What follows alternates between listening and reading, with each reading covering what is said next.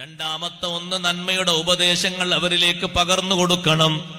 നന്മയുടെ വക്താക്കളായോ സമൂഹം മാറണമോ, നല്ല ഉപദേശം അവരിലേക്ക് പകർന്നു കൊടുക്കണം. ഉപദേശത്തിനും ഇന്ന് കുറവുണ്ട്. ഉപദേശം ഒരിക്കലും കുറഞ്ഞുകൂടാ. ഏതെങ്കിലും ഒരു ചെറിയ രൂപത്തിൽ കളവാകാൻ സാധ്യതയുള്ളൊരു വാക്ക് മകനിൽ നിന്നോ മകളിൽ നിന്നോ കേൾക്കുന്ന സമയം കളവിന്റെ ഗൗരവം പറഞ്ഞു ഉപദേശിക്കണം.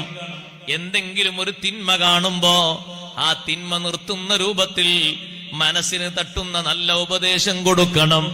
ലുഖ്മാനുൽ ഹക്കീം റളിയല്ലാഹു അൻഹു തന്റെ യുവാവായ മകനോട് ആദ്യമായി നൽകിയ ഉപദേശം കണ്ടില്ലേ? യാ ബുനയ്യ, പൊന്നുമോനെ, ഇന്നഹാ ഇൻ തകു മിസ്ഖാല ഹബ്ബത്തിൻ മിൻ ഖർദൽ ഫതകും ഫീ സഖറ ഔ ഫിസ് സമാവാതി ഔ ഫിൽ അർളി യഅതി ബിഹല്ലാഹ്.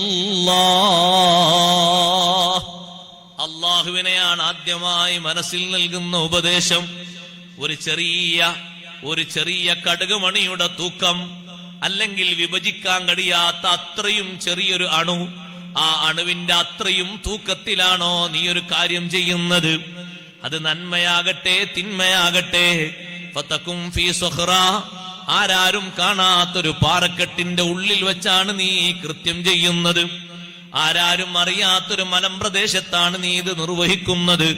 ഔ ഫിസ് സമാവാതി ഔ ഫിൽ അർളി യഅതി ബിഹല്ലാഹ്,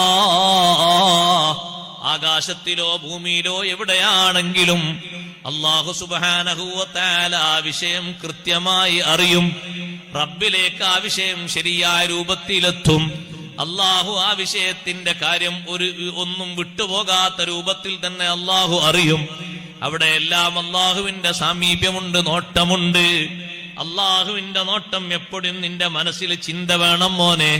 ഇന്നല്ലാഹ ലതീഫുൻ ഖബീർ. ഉപകരണങ്ങൾക്ക് കണ്ടെത്താൻ കഴിയാത്തതും അതീവ സൂക്ഷ്മമായി അറിയുന്നവനാണ് അല്ലാഹ്. നമ്മുടെ മനസ്സിൽ ചിന്തിക്കുന്ന വികാരങ്ങൾ കണ്ടെത്താൻ പറ്റുന്ന ഉപകരണങ്ങളുണ്ടോ?